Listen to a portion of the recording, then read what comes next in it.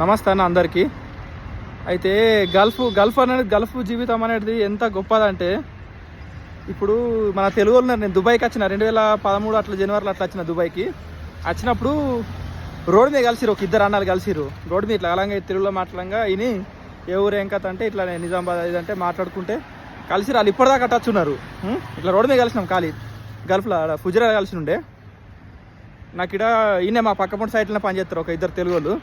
కలిసిర్రు, okay కలిసిర్రు, number తీసుకున్నాము. Number తీసుకొని నెల అవుతుంది, ఇప్పటికీ ఫోన్ చేసింది లేదు, ఇప్పటికీ మాట్లాడింది లేదు వాళ్ళతోని. అట్లుంటుంది కెనియాలో. తెలుగు వాళ్ళే, మళ్ళీ కెనియాలో ఓళ్ళు లేడు కూడా తెలుగోడు. కలిసిందే ఇద్దరు.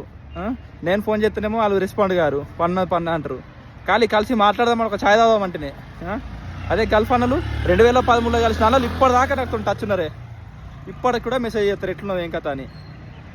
అట్లుంటుంది అన్న గల్ఫ్ అన్నలు, అది ప్రేమ. ఓకే అన్న, థ్యాంక్ యూ.